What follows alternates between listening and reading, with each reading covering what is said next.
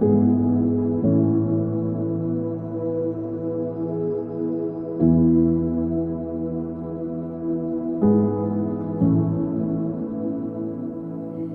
también lamento no haber podido participar de la escuela bíblica de vacaciones, pero me contaron que estuvo maravillosa. Muy linda, dice la hermana. Bien, eso es el fruto del esfuerzo de muchos maestros y si hermanos que están procurando dar a conocer el nombre de Jesucristo, que también lo conozcan los niños. Fíjense que la neurociencia habla de la primera mención. ¿Qué es esto? Que lo primero que aprende una persona es lo que va a marcar su vida. Por eso al niño, si le enseñamos que el viejito de Pascua existe, nos cree. Nos cree. Y después cuesta sacar ese pensamiento de él. Pero si le contamos que Jesucristo es el Señor, también nos cree, pues. Por lo tanto, ese niño va a ser formado bajo principios bíblicos. De allí que es tan importante proclamar el Evangelio también a los niños, que ellos puedan conocer a Jesucristo el Señor. Fíjese que la Biblia dice que a Jesús hasta los niños lo seguían. Y los discípulos se molestaban porque ellos pensaban que el Evangelio solamente era para los adultos. Y Jesús le dijo, dejad a los niños venir a mí y no se lo impidáis. Entonces ese ha sido el esfuerzo de los hermanos y maestros que estuvieron durante la semana recién pasada participando en el trabajo de la escuela bíblica de vacaciones, predicarle el Evangelio a los niños. De hecho, dentro de nuestra congregación hay varias personas que han conocido a Cristo desde pequeño. Y por eso que a la gente adulta que no conoció a Cristo cuando joven le cuesta tanto cambiar su manera de pensar, porque la primera mención que tuvieron en la primera enseñanza no fue esa, y aún más. Cuando, bueno, acá vemos una congregación, no sé, serán 50 personas las que hay presentes aproximadamente. Cada uno de nosotros hemos sido enseñados o conocimos al Señor en distintas congregaciones, en distintas ciudades, en distintas partes. Y ahora nos juntamos acá. Y resulta que cada uno recibió el Evangelio a su manera. Algunos dicen, es que en mi iglesia me enseñaron de esta otra forma. Es que cuando a mí me predicaron de esta otra manera. Y cuesta tanto renunciar a lo que nos habían enseñado. ¿Por qué? Porque a veces nos predicaron un evangelio incompleto o con algún tipo de error. Y cuando nos confrontamos a la palabra y nos damos cuenta que de la forma como habíamos aprendido no era la más correcta, nos cuesta desarraigarnos de esa idea, porque la primera mención, la primera forma en que aprendimos el evangelio fue esa, y nos aferramos a esa, y ahí surgen los prejuicios. Surgen los prejuicios. Entonces, nos cuesta desarraigarnos de estos prejuicios o de esta idea o de esta forma en la cual nosotros recibimos el evangelio. Y cuando aquí en la escuela dominical, por la palabra de Dios, les decimos, no, esto es de otra forma, entonces nos cuesta someternos. Pero la Biblia dice claramente que la palabra de Dios es útil para enseñar, para corregir, ¿verdad? Esa palabra importante, para corregir. ¿Qué es lo que va a corregir la palabra de Dios en nosotros? Bueno, va a corregir la mala forma o la mala interpretación que traíamos de antemano. Por ejemplo, voy a mencionar nomás algunas de las ideas que dentro del pueblo evangélico se da. Muchas veces la gente dice, Señor, cúbreme con tu sangre. Entonces, es algo que tenemos arraigado porque lo aprendimos en nuestra primera iglesia. Y lo repetimos, y lo repetimos, y lo hacemos, lo damos hecho como una verdad. Pero cuando leemos la Biblia, nos damos cuenta que la sangre de Jesucristo no está para cubrirnos. La sangre de Jesucristo está dada para redimir pecados. Sin derramamiento de sangre no hay remisión de pecados, dice el texto. Por lo tanto, la sangre solamente sirve para redimirnos del pecado. ¿Quién nos cubre, quién nos rodea, quién nos protege? Es Dios a través de sus ángeles. Y el Espíritu Santo está dentro de nosotros. El Espíritu Santo no está aquí al lado cuidándonos. No, el que nos está cuidando aquí al lado son los ángeles, por instrucción de Dios. Recuerden que los ángeles son ministradores que están al servicio de nosotros. Entonces, cuando ordenamos esos conceptos y los creemos, entonces ejercemos o desarrollamos un evangelio correcto. Pero cuando hemos sido enseñados de otra forma, nos cuesta cambiar el parecer, la idea, y a veces en clase hasta se discute esto. ¿Por qué se discute? Porque nos cuesta desarraigarnos de la primera mención. Lo importante es que cada vez que nosotros estemos sentados escuchando la palabra, tengamos una apertura de corazón y le digamos: Dios, corrígeme si estoy equivocado. Señor, enséñame. Señor, instrúyeme. ¿Para qué? Para que el hombre de Dios o la mujer de Dios sea enteramente preparada para toda buena obra. Ese es el propósito de la palabra de Dios. Y ese es el propósito básicamente de la escuela dominical. Que nosotros a través de la palabra podamos entender, comprender y aplicar el propósito de Dios en su palabra, para que nosotros estemos enteramente preparados para toda buena obra. Entonces, la apertura de corazón es fundamental. Si he sido mal enseñado, si aprendí algo erróneo, porque los que nos enseñaron no tenían culpa, ellos también lo escucharon de esa forma, ¿verdad? Entonces, esto se va replicando, se va repitiendo, pero cuando no somos como los discípulos de Berea, en los Hechos habla de la iglesia de Berea, que ellos eran más nobles, dice, porque por las Escrituras verificaban que lo que Pablo le estaba enseñando estaba correcto. Entonces, cada vez que nosotros escuchemos una enseñanza, verifiquemos por la Biblia que lo que estamos escuchando es correcto, porque yo le podría estar enseñando cosas incorrectas. Y si usted me cree a buena y a primera, va a estar equivocándose. Eso se llaman los maestros erroristas, los que inducen al error. Por eso nosotros tenemos que darle primordial importancia a lo que está escrito en la palabra. ¿Para qué? Para que corrijamos nuestros conceptos que muchas veces podrían estar erróneos. ¿Por qué? Porque lo escuchamos hace muchos años de esa forma, o en esta otra iglesia lo escuché de esta forma, o fui enseñado por este varón de esta otra forma. Bueno, acá nos juntamos como cuerpo con el propósito de aprender en la palabra de Dios. Vamos a comenzar la clase de hoy y vamos a orar al Señor, por supuesto, para que sea Él, a través de su Espíritu, quien nos enseñe en esta mañana. Padre, en el nombre de Jesucristo, en esta hora, queremos que sea tu Santo Espíritu, Señor, quien tome este lugar para enseñarnos, para revelarnos todas las verdades que están escritas en tu palabra y que servirán de edificación para nuestras vidas. Bendice a cada uno de mis hermanos y hermanas que en esta mañana, Señor, ha dispuesto su corazón para ser enseñado por ti, Señor. Señor, revélate a los corazones, Señor. Enséñanos, Señor. Guíanos a toda verdad, para la gloria de tu nombre. Señor, edifícanos, Señor. Llévanos al crecimiento, Señor, para que alcancemos la madurez en ti, Señor amado. En el nombre de Jesús, en el nombre de Jesús. Gracias, Señor. Gracias, Señor. Amén. Amén. Allí en Hebreos, por ejemplo, en Hebreos, el escritor de los Hebreos dice,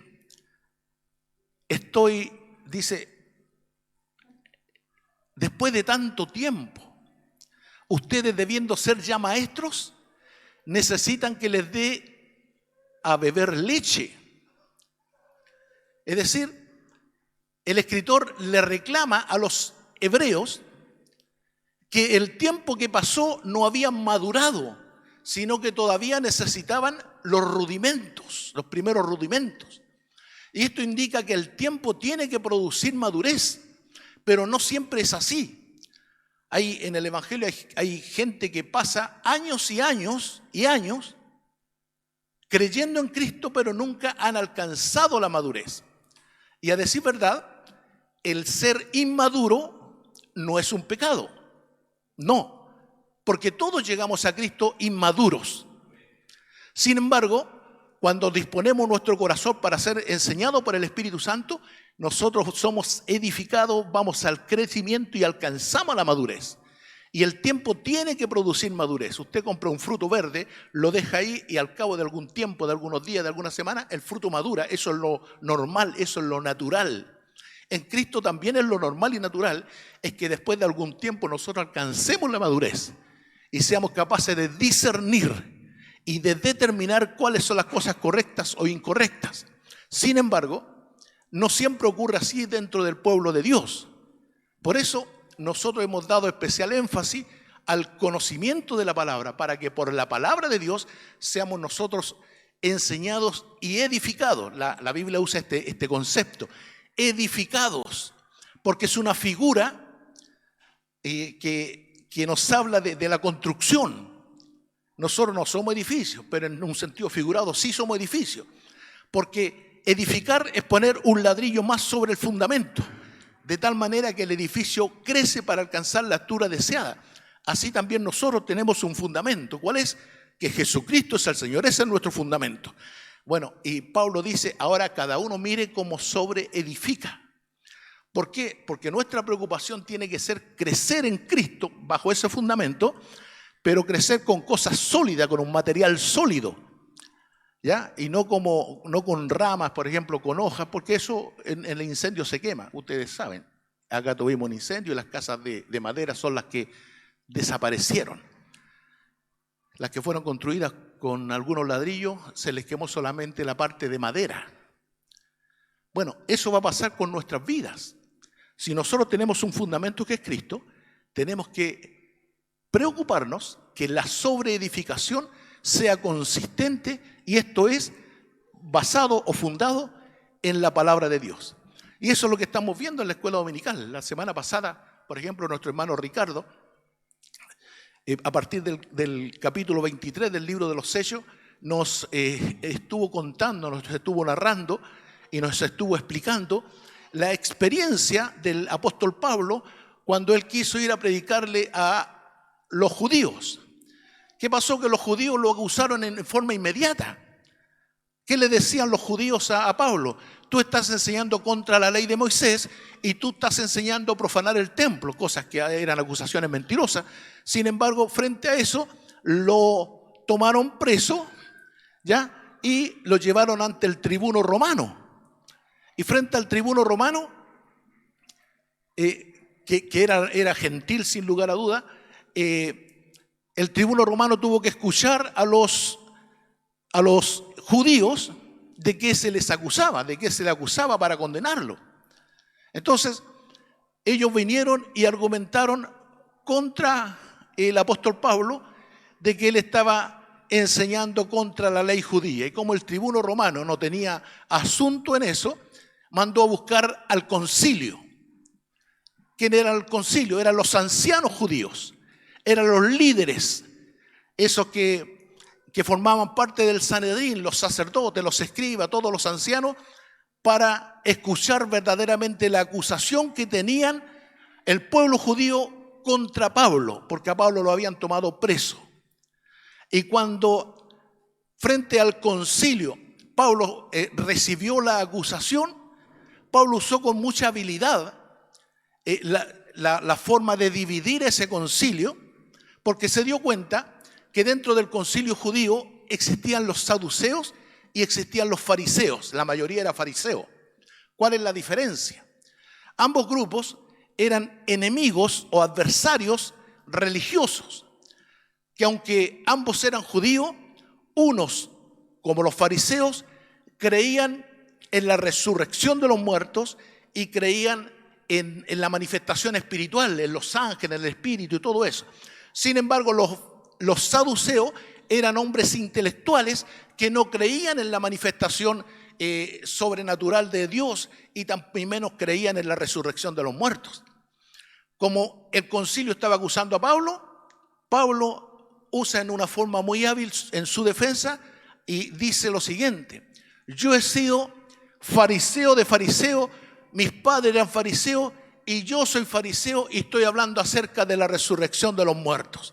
Y esa expresión provocó división dentro del concilio, porque los fariseos creían en la resurrección y los saduceos no lo creían. Entonces, entre ellos pusieron a discutir y dividió a sus acusadores.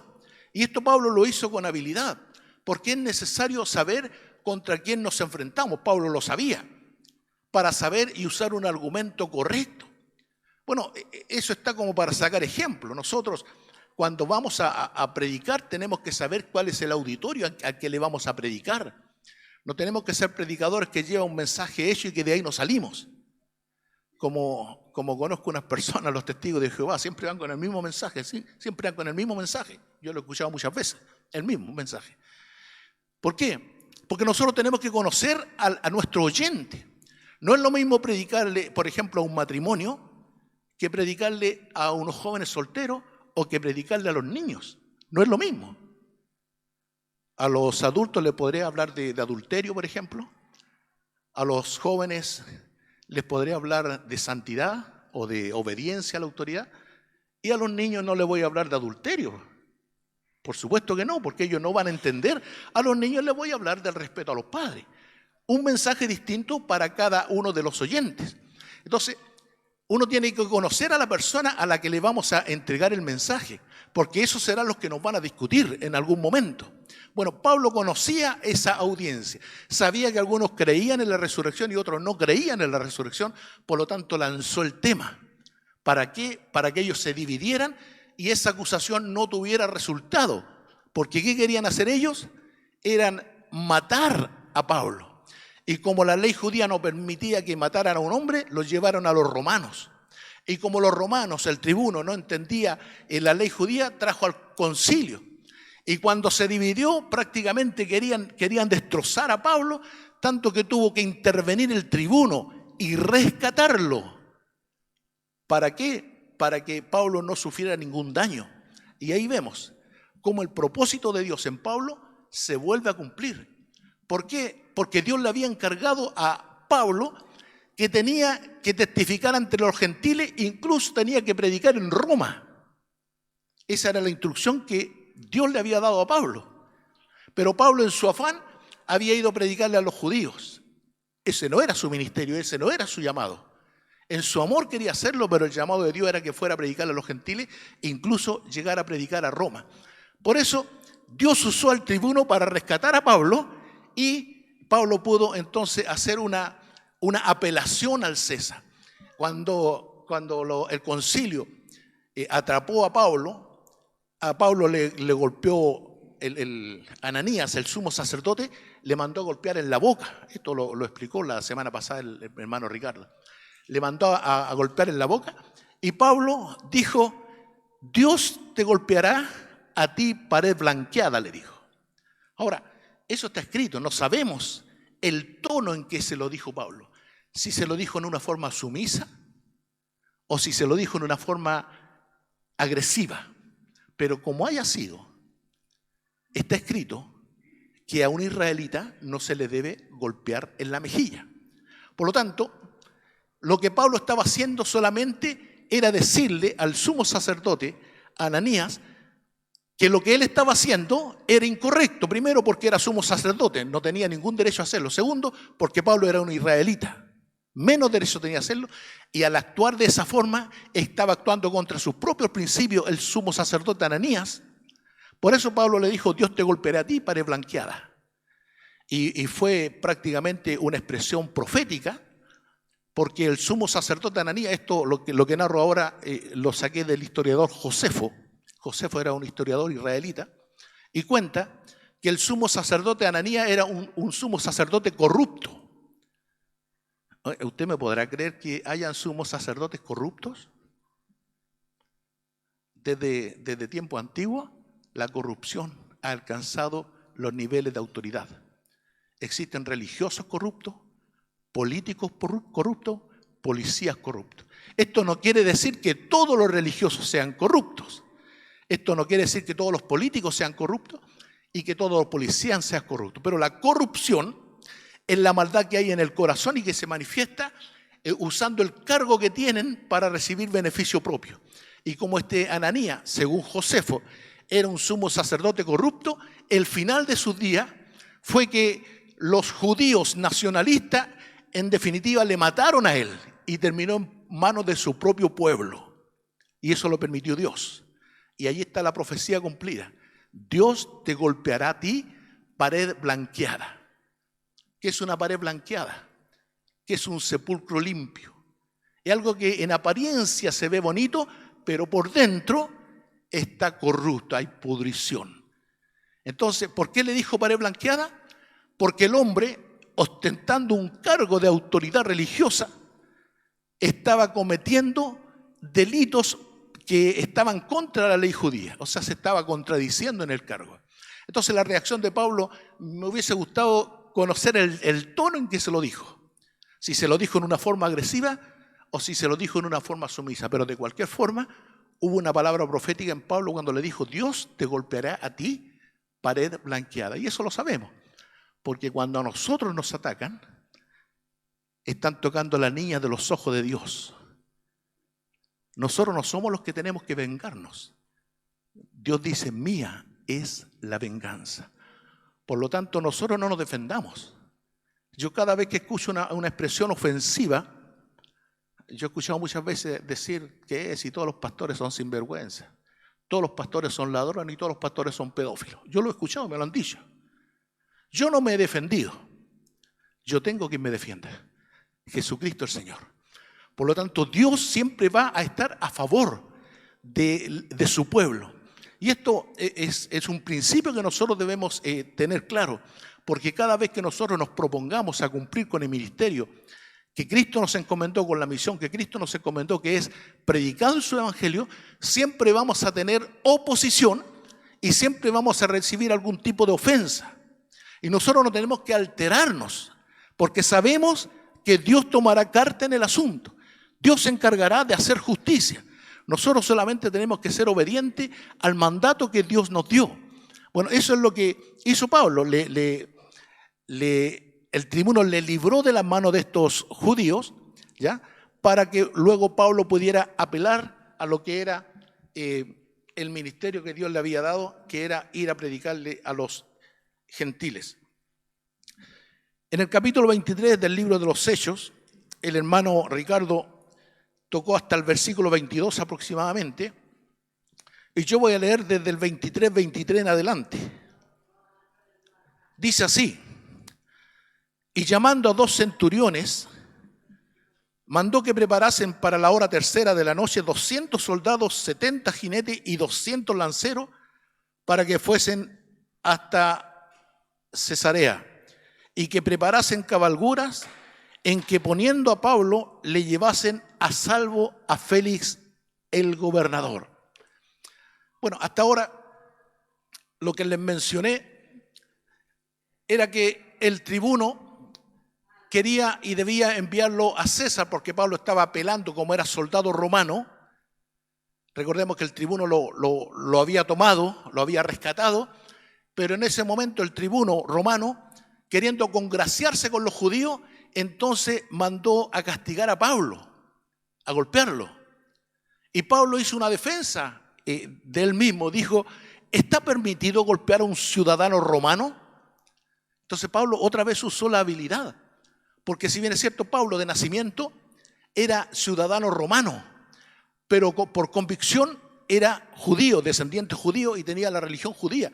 Entonces tenía esa doble nacionalidad.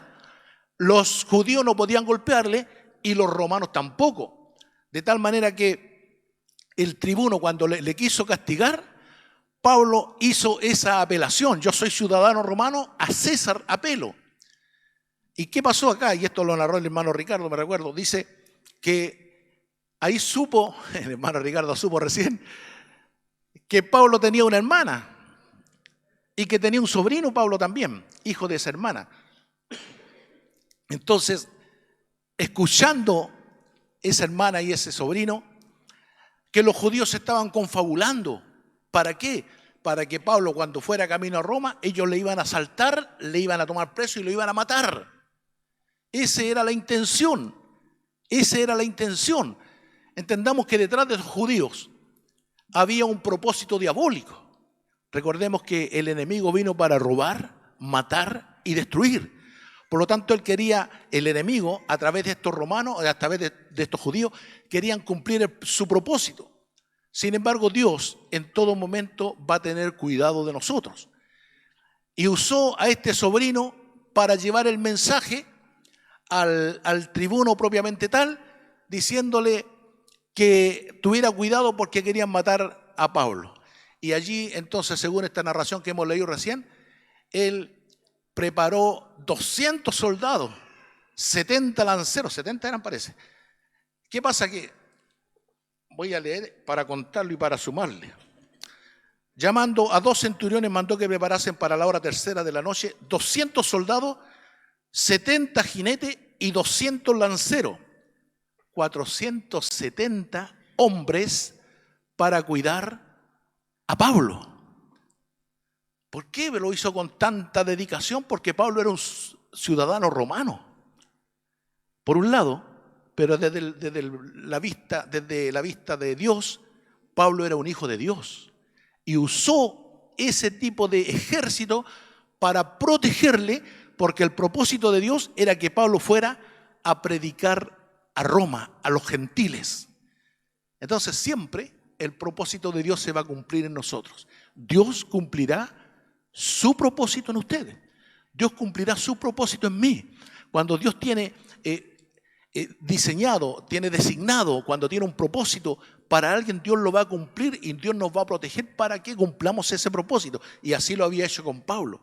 Entonces, el tribuno protegió a Pablo en este viaje por consejo o por información que recibió a través del sobrino de Pablo, sabiendo que a Pablo lo querían intervenir en el camino para matarlo. Y allí entonces continúa esta historia. Fíjense que algo interesante que me olvidaba mencionar. Cuando Pablo estuvo preso,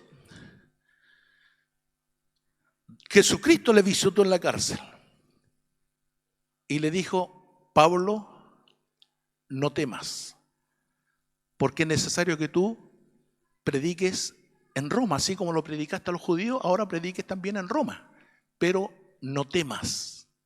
Y esta expresión no temas o no temáis es una expresión repetitiva en la Biblia. Y esa palabra debemos tomarla también para nosotros. Fíjense que cuando había un paralítico frente a Jesús, Jesús le dijo: no temáis, tus pecados te son perdonados. A la mujer de flujo de sangre, Jesús le dijo: no temáis, tu fe te ha salvado. A los discípulos, cuando estuvo allí, estaban asustados en la barca, Jesús les dijo: no temáis, yo soy. Entonces, el no temáis es una palabra que se repite en la Biblia y que nosotros debemos tenerla. Tanto que Jesús la resumió en otra oportunidad de esta forma: en el mundo tendréis aflicción, pero confiad, yo he vencido al mundo. El confiad significa no temer. ¿Qué significa no temer? Confiar en que Dios tiene el control de todas las cosas. Y en esto quiero usar una figura. Yo trabajo en lo personal en una agencia de aduana. Lo primero que conocí fueron los barcos de carga. Un barco, en este momento, con su carga completa, pesa 560.000 toneladas. El fierro más la carga del barco, 560.000 toneladas, que navegan por el mar y no se hunden. Porque un barco, mientras el agua esté fuera, no se hunde. ¿Cuándo se hunde un barco? Cuando el agua le entra. Así también nosotros podremos estar rodeados, gracias mi hermana, podemos estar rodeados de problemas, de pruebas, de ataques, de dificultades, pero mientras eso esté fuera de nosotros, vamos a estar flotando. Pero si eso lo dejamos entrar a nosotros, entonces nos vamos a hundir, nos vamos a desanimar. El temor nos va a ganar. El no temas significa no te desanimes, confía. Eso significa no temer. Entonces pasa lo siguiente: cuando hay mucha dificultad en torno a nosotros, usted no se preocupe, porque el problema está fuera de usted. Porque si empieza a preocuparse, va a permitir que el problema entre a usted, y como un barco que le entre el agua, se va a hundir. Y hay mucha gente que llega a los cultos derrotado. Y ahí Dios tiene que intervenir y Dios da consuelo. ¿Por qué consuelo? Porque un premio de consuelo lo recibe una persona que ha perdido la carrera. Fíjense, cuando hay atletismo, hay una carrera, una competencia, lo que sea, se premia solamente al ganador y a los demás se le da un premio de consuelo. El premio de consuelo es para los perdedores. Y hay gente que llega derrotada y Dios tiene que consolarlo. ¿Para qué? Para levantar su corazón, para animarle nuevamente, para levantarle, para reflotarle. Eso tiene que ver con el no temáis, hermana Pamela. Amén. Era lo mismo, dice. Perfecto. Claro. El no temas significa ten ánimo o confiad. Por eso, y repito el texto, Jesús dijo, en el mundo tendréis aflicción, pero confiad. Yo he vencido al mundo. Permiso.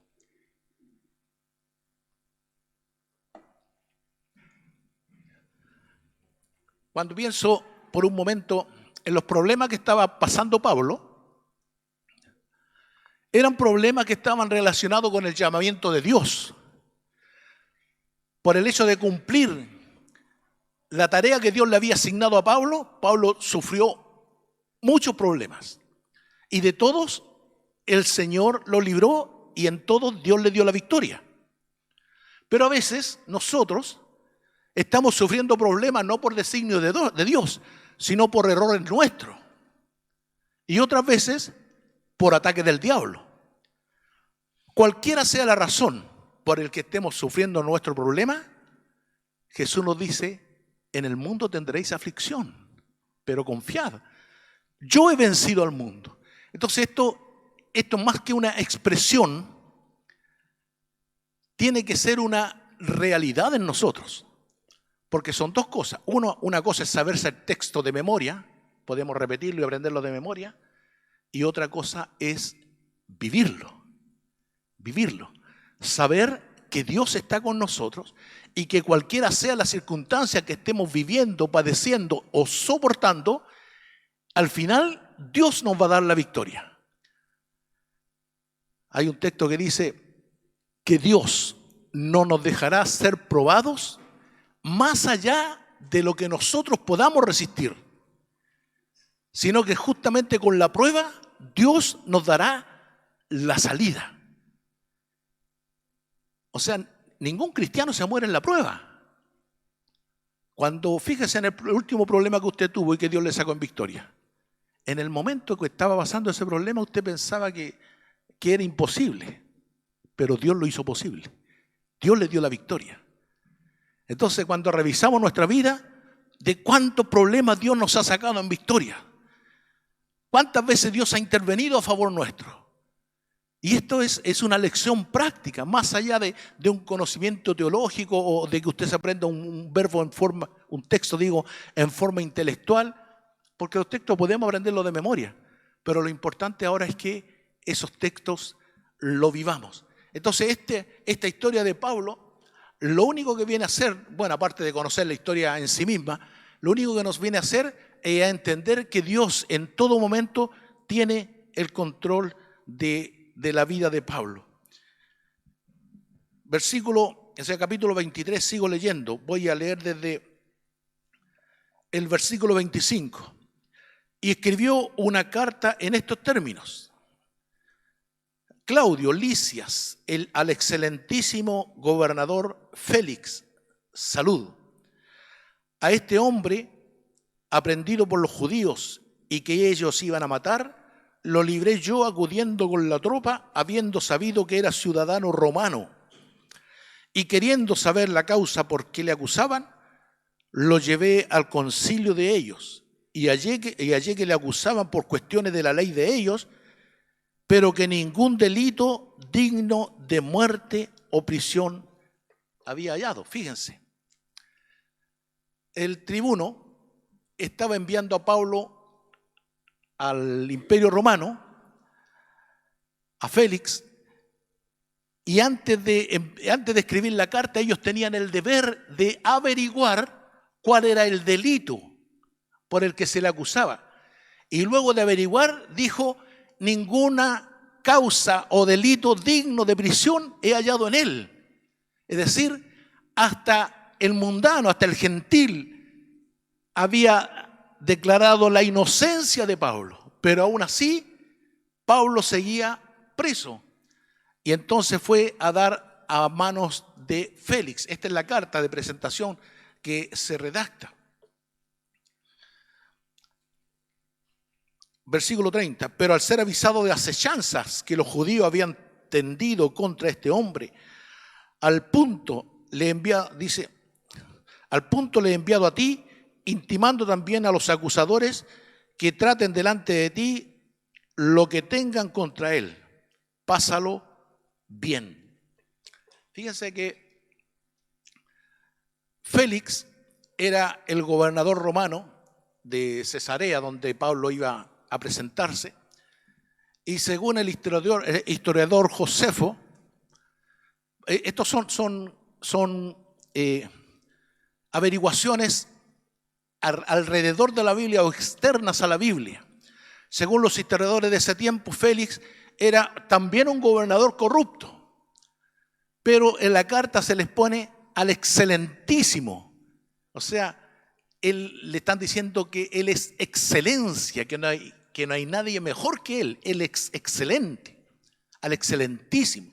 Entonces, la adulación forma parte del lenguaje de la hipocresía. ¿Por qué?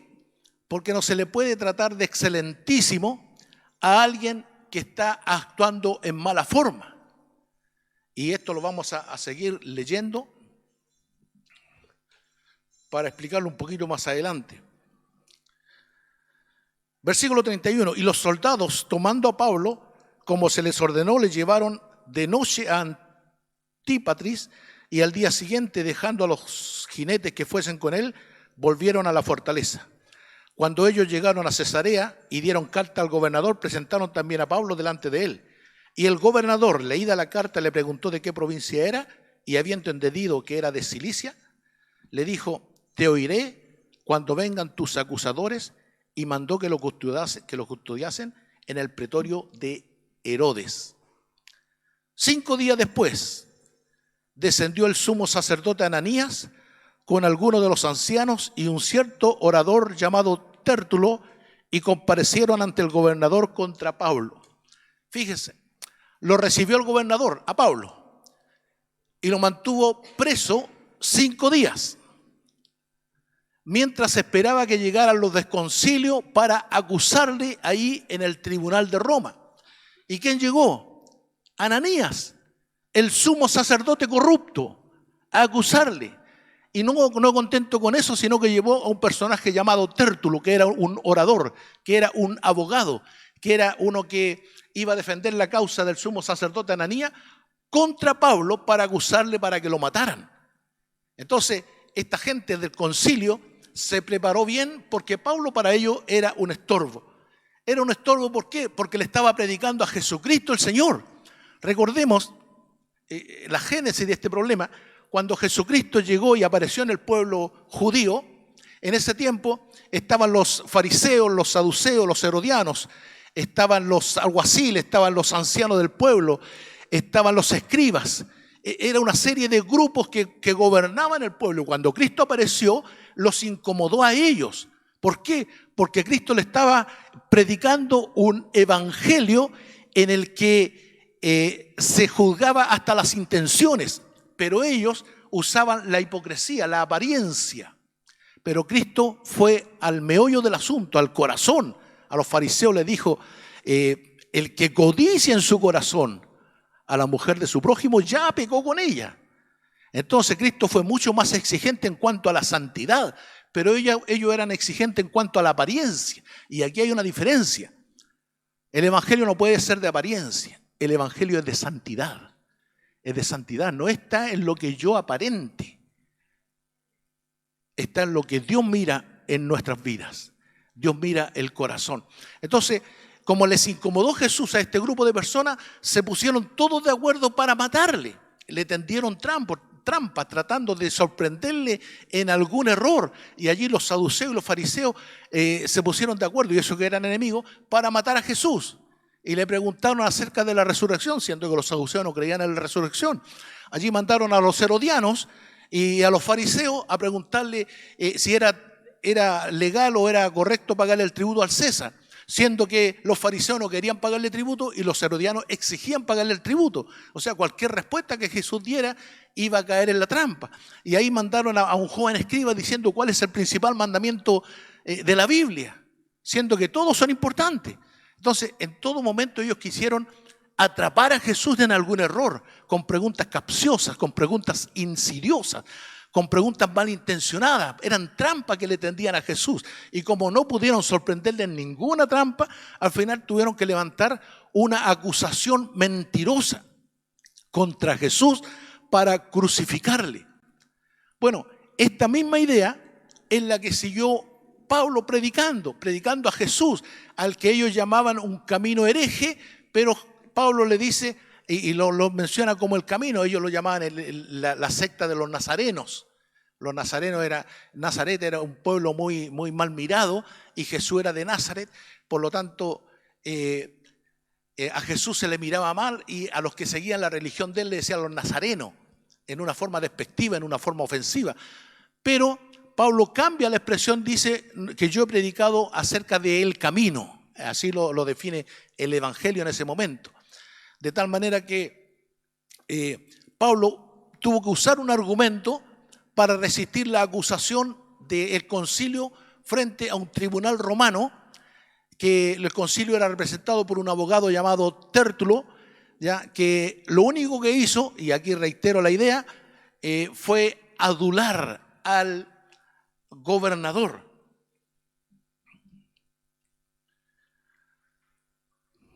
Fíjense que estoy en el versículo 24. Le dice, capítulo 24, versículo 2. Y cuando este fue llamado, Tértulo comenzó a acusarle diciendo: como debido a ti gozamos de gran paz. Fíjese la adulación. Debido a ti gozamos de gran paz. Y muchas cosas son bien gobernadas en el pueblo por tu prudencia, excelentísimo Félix. Mire, le dice que gozaban de gran paz y que Félix era un hombre prudente, cuando la historia dice que Félix fue un asesino que mandó a matar a los judíos. Pero la adulación, ¿saben lo que es adular, verdad? La forma de hablar bien de una persona, pero en una forma mentirosa. Le dice: oh excelentísimo Félix, gracias a tu gobierno estamos en paz, cuando era un asesino que lo había mandado a matar. Entonces, esta forma de adular es pecado, abiertamente es pecado. Hay muchos proverbios que hablan de esto, y por aquí los tengo escritos.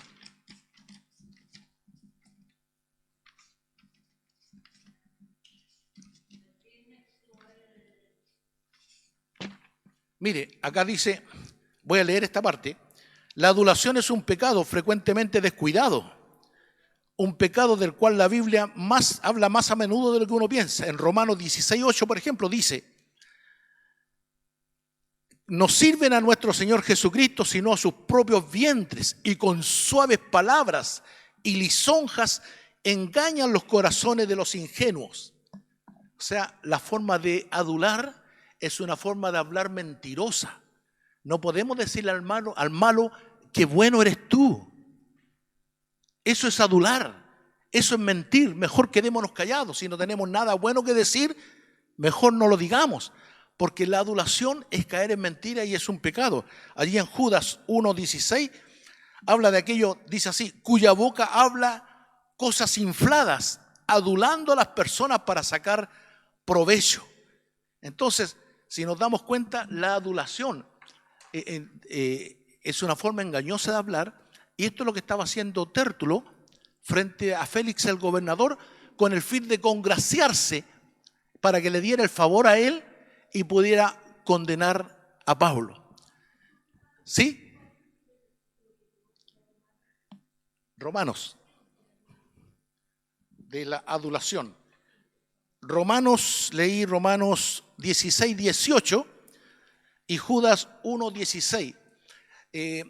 allí en Proverbio también lo mencioné, hay muchos versículos que hablan de que la adulación es un pecado. Pero lo importante es que respecto de nosotros hablemos verdad, aunque nuestra verdad no caiga en gracia de los demás. Pero no podemos también hablar mentiras por el solo hecho de congraciarse con los demás. Yo me recuerdo en una oportunidad, yo trabajaba haciendo pasteles. Yo soy maestro pastelero a todo esto. Trabajaba haciendo pasteles y en una oportunidad fui a dejar una bandeja de pastel a la vitrina y había en el público una persona que me pregunta por unos pastelitos. ¿Y esos pastelitos están frescos?, me dice. Yo le dije, no señora, son de ayer. Y estaba mi jefa al lado mío. Y se molestó. Se molestó porque le dije, ¿por qué no le dijiste que eran fresquitos? Yo no puedo estar mintiendo, jefa, le dije. Aunque me echara, no importa. Pero yo no voy a estar por congraciarme con ella ofendiendo a Dios. ¿Verdad? Bueno, en la adulación es algo similar. Que nosotros por congraciarnos con alguien recurrimos a una mentira. Y esto es lo que había hecho Tértulo. Por congraciarse con el gobernador, le tiró muchas flores, le aduló y le dijo, oh excelentísimo gobernador, gracias a ti disfrutamos de la paz. Cuando en realidad este gallo era un asesino, perdón, esta persona era un asesino. Me salió el chilenismo. Esta persona era un asesino que había mandado matar a los judíos.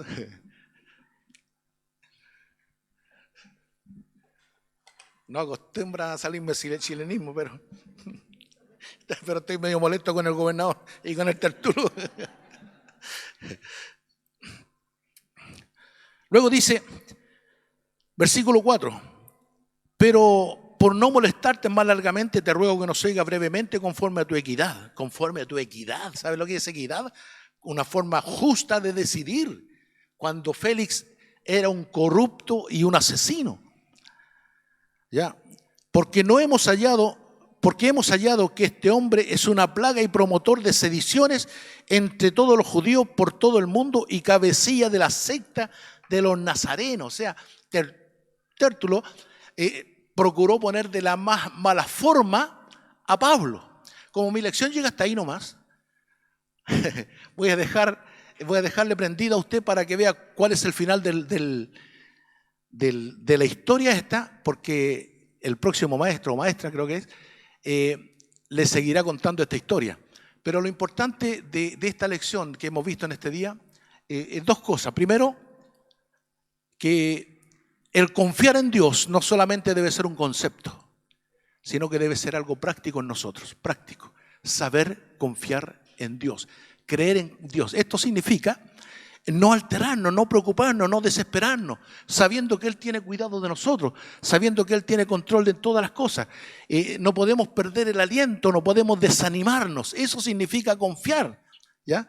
Y lo segundo, que en nuestra forma de proceder no debemos usar la adulación, palabras mentirosas, palabras engañosas, con el propósito de ganar un beneficio. No, si el beneficio se pierde no importa, pero nosotros no podemos recurrir a ese tipo de palabras suaves, lisonjeras, aduladoras, que lo único que hacen es tratar de beneficiarnos, pero en el fondo nos están dañando.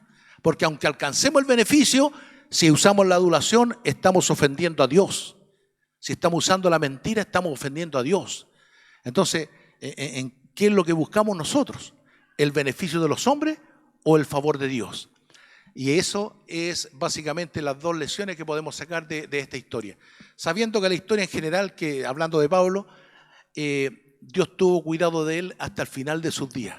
Hasta el final de sus días. Dios le llevó a Roma, él pudo testificar en Roma, la gente le visitaba, él predicaba el Evangelio desde Roma, escribió varias de las cartas que nosotros tenemos escritas aquí en la Biblia. Entonces vemos cómo Dios siempre cumple el propósito en alguien al quien Él ha llamado. Pero nosotros, cuando valoramos estas cosas, vamos a permitir que también Dios consiga su propósito en nosotros. Nosotros todos tenemos una misión. Cada uno tiene un ministerio diferente, pero todos tenemos una misión común. ¿Cuál es? Predicar el Evangelio a toda criatura. Esa es nuestra misión en el mundo. Entonces, cualquiera sea la forma, cualquiera sea la estrategia, cualquiera sea el programa en el que nosotros estemos insertos para predicar el Evangelio, lo importante es que lo prediquemos. Alguien lo podrá predicar en forma individual, allí en su casa, con su vecino, en su trabajo, en su escuela. Otro formará parte de un programa de iglesia, otro hará campaña, cualquiera sea la forma, cualquiera sea la estrategia, lo importante es que prediquemos el Evangelio a toda criatura. Y en la medida que prediquemos nosotros, vamos a darnos cuenta cómo Dios va a ir consiguiendo que mucha gente conozca su santo nombre. Amén. Estamos llegando a la hora final de la clase. Quiero ver si hay alguien que tenga alguna duda, pregunta o comentario también. Si hay alguien que puede levantar la mano, decir, si no hay dudas, preguntas. Pamela, te escuché, espérate, que esto queda grabado, entonces tiene que ser con el micrófono. Buenos días, mis hermanos. Es que me llamó mucho la atención cuando habló de la corrupción del sepulcro blanqueado y dice que por dentro hay pudrición, o sea, dentro de un sepulcro hay muerte. Entonces me impactó pensar que las personas corruptas tienen eso dentro. Uno a veces piensa y dice, ¿cómo es posible que la gente haga daño? O esto mismo de la corrupción que lo estamos viviendo como tan palpable, y de verdad me golpeó saber que dentro de los corazones hay muerte. Eso, mi hermano, me llamó mucho la atención. Sí, dentro de los corazones hay corrupción, hay muerte, hay pudrición. En estos últimos días nosotros lo hemos visto. El hermano Ricardo la semana pasada hablaba de lo mal que lo estaban pasando la gente de los incendios. Y hoy podemos decir que escuchamos muchos discursos en esta semana en la televisión diciendo que el presidente que falleció era la mejor persona del mundo. Los mismos que decían que era el peor. Eso es adulación, eso es corrupción, eso es pudrición. Claro, porque ahora se reconocen cosas que antes no se reconocían. Entonces no podemos caer nosotros en ese tipo de juegos. Amén. Vamos a estar concluyendo, porque están entrando los hermanos. Vamos a recoger la ofrenda. ¿Sí? Hermana Ivonne, hermana Jessica, ayúdeme por favor a recoger la ofrenda. ¿Ya? Leamos, digamos como versículo, aquel que dice: en el mundo tendréis aflicción, pero confiad, yo he vencido al mundo. Juan 16:33. Hermana Ivonne y hermana Jessica, por favor. Cuando nos pregunten el texto bíblico, vamos a decir ese, Juan 16:33. Hermana Ivonne, ¿puede dirigir la oración? Amén. Amén, Padre bendito, le damos las gracias, Señor, por esta oportunidad que usted nos da de aprender de usted, Señor, de la enseñanza que usted nos da cada día, Señor. Bendiga a cada uno de mis hermanos que llegaron a este lugar, los que están escuchando, Señor. Bendiga esta ofrenda, Señor, que es para el servicio suyo. Gracias le damos, Padre, en el nombre de Jesús. Amén y amén. Gracias. Gloria a Dios.